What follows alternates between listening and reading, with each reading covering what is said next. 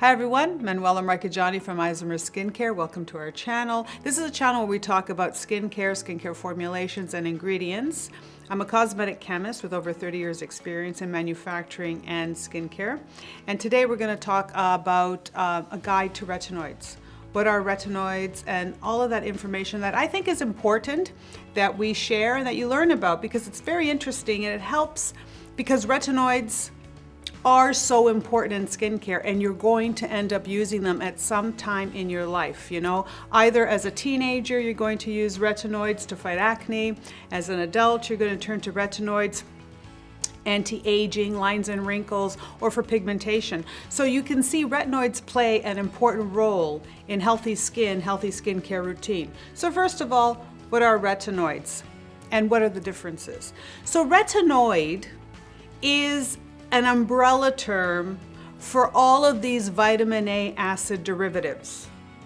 So retinol, retinaldehyde, retinoic acid, they're all retinoids. So the big umbrella is a retinoid. Then we're going to break them down. Now, it breaks down to strength, potency, danger, because they are very effective, especially retinoic acid. It's an extremely effective ingredient. So the most powerful is the retinoic acid, and usually that is, well, not usually, always it's by prescription. It comes in various dosages. It comes in gel and cream form, and surprisingly, the gel is usually a lower dose, but is much more active. Okay, and it usually penetrates more, and you start to see a lot of negative side effects. That's really dryness and irritation. So when you're using your retinoic acid by prescription, you really need to follow the directions, and you need to really go slow. The next one is the Retinaldehyde, which is one conversion. We call these a conversion, one conversion down. This is over the counter. This is something that you can use in formulations. It's a little bit unstable. You don't see a lot of retinaldehydes out there. It's not as popular as the next one, which is the retinols. So when you think about it, think about 1, 2, 3. The top of the food chain is going to be your retinoic acid. Your second will be your retinaldehydes, and then you're going to have your retinols. So when you're using a retinol on your skin, which is something that you get readily available over the counter in the department store, we formulate with retinols all the time. What the retinol does is it goes into your skin, and it actually is then converted to retinaldehyde, then it's converted to retinoic acid. So it actually goes through 2 conversions, and then it becomes active. Why is that good, right? Because people will say, well, if it's going to go through conversions, it's not so strong. I don't like, the results aren't going to be there. No, slow down. You actually want it, I prefer it personally, in more of a retinol format, because as it converts, you're actually building tolerance, you're actually building ability to utilize this ingredient and get the benefits over a longer period of time. People always want to try to rush their skincare routine. They want to rush the results. And when you do that, especially with something like a retinoic acid or a retinoid, when you rush it and you use too strong, you end up having a lot of side effects. And the side effects are going to be redness, dryness, irritation, peeling, flaking, painful a lot of times. And then what happens when you're doing that, which is a reason why a lot of people shy away, because you're going to end up, with blotchy skin. You've used the product too harshly, the blotchy skin, the skin is peeling. Then you go out into the daytime, into the sunshine, and all of a sudden now you have melasma or pigmentation issues. So you see this vicious cycle can happen. So retinoids are good. They do really good things, but you got to play with them gently.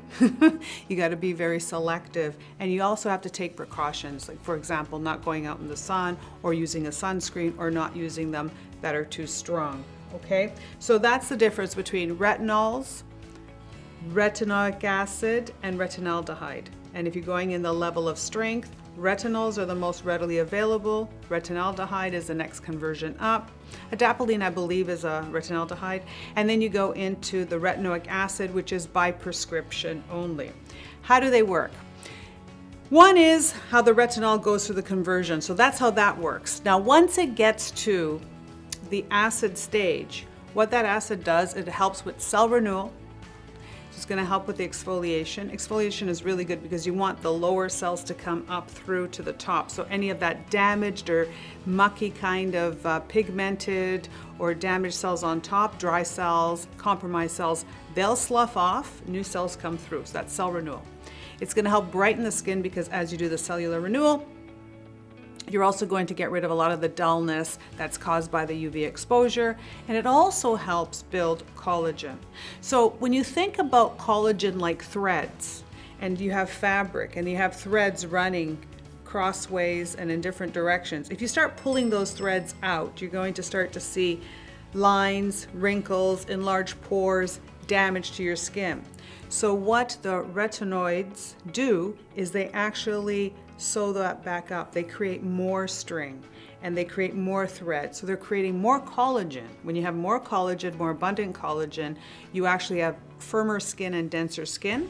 You're going to have smoother skin, less lined in wrinkles, and you're going to have skin that actually holds hydration or moisture better. So the abundance of collagen, the quality of collagen, its age and its stage, also is important. So that's why retinoids are so important to have in your skincare routine. How to use your retinoids. When you're using retinoic acid that's by prescription, the way to use that is to follow your doctor's advice. So however your doctor has prescribed it to you, if it's once a week, twice a week, that's how you're going to use it. The other retinaldehyde and retinols, what I suggest, if you're not going to use a microdose, say you're not going to use a low dose. I'm a big believer in microdosing the retinols. So we're going to talk about that in a second. But if you're not going to microdose and you're going to use a higher dosage for whatever reason, I suggest you get a big calendar out and you look at your 4 weeks on the calendar, and the first week you're going to use it, once, and then you're going to skip 3 or 4 days, use it again. Skip 3 or 4 days, use it again. Then skip 3 days and use it. Skip another 3 days. So in essence, once or twice a week for a couple of weeks. And then slowly you start to do it instead of every 4th day, maybe you do it every 3rd day, then every 2nd day, and build your tolerance up. The reason why you're doing this is you're trying to build up a tolerance so that you can get the benefits of the retinoic acid without the dryness and irritation. Soon as you start to experience any kind of dryness, irritation, or discomfort, back off. Don't use it the next night. Skip a night or 2. Now, here's the thing. If you miss a couple of weeks, you're going to have to start all over again from scratch. You can't jump in and do it, every other day or every 3rd day. Your skin needs to build a tolerance. Because we have seen in the industry so many people start and stop retinoids, start and stop. Now you start them, you're very enthusiastic and aggressive, and and then 3 or 4 days later, a week later, you're like, your skin is on fire, and you stop, you let your skin repair, then you can jump back in because you need to use it, but it's just too much. So if you're not willing to follow a calendar, and you know that start and stop is it's kind of hard on the system, it's hard on your results as well. What I like to do, and what we've done, is we've started formulating in a way where it's all microdosed. So you're getting, 1/10 of the dose, or 1/4 of the dose every day or every other day. Combine it. When I use a retinol or retinoid, I like to combine it, ideally with niacinamide. Right? This is really important because you get this wonderful vitamin A derivative, but this vitamin B works really well with this vitamin A. So you're going to get better results, I believe, out of your formulation. So you'll get all of the good stuff with the cell renewal and the collagen building, but you won't get that dryness and that irritation. So combine it. I also like to have a little bit of azelaic acid in there as well, especially for skin brightening. So I like to use low dose retinols. Use them every day or every other day, and this way you don't have to go through a roller coaster. And what's really great about something like that is that we have found that a very slow microdose over a long period of time nets you equal or better benefits than using a high dosage all the time or on and off. So in the long run, 6 months from now, 1 year from now, 5 years from now, your skin is in better condition by using a microdose or a low dose. The roller coaster, I think, is just too traumatic. None of us do really well with a lot of stress, right? And your skin is the same way. And if you're using a lot of these retinoids, you think about in a high dosage, when you are transitioning through different seasons and different climates and different light exposure, you've got to keep all of that into consideration. The other thing on how to use, so you get a calendar if you're not using a microdose. If you're using a microdose, use it every day, every other day. Easy. Use it at nighttime. There's a lot of controversy there. People are saying you can use it in the daytime. I'm not a believer in that. I really am. Use it at nighttime. Keep it away from UV. In the daytime, use your sunscreen, protect your skin, use your retinoids that are combined with a niacinamide for sure, and optimally also with an azelaic acid. And just keep the routine nice and simple. And this is really the best way. And when to start? You can start using retinoids as early as your teens if you have acne, if you have oily skin, if you have enlarged pores. You can jump in and start using it in your 20s, 30s, 40s. So you can start using it really to fine-tune your skin,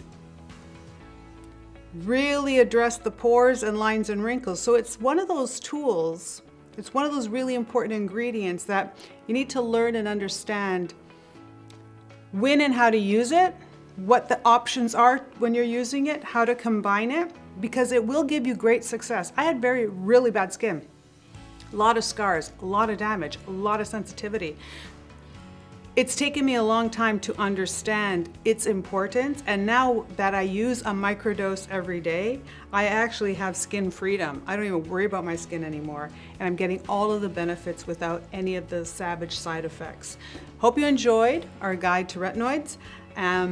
I really look forward to your questions and comments. Thank you so much for tuning in, and have a great day.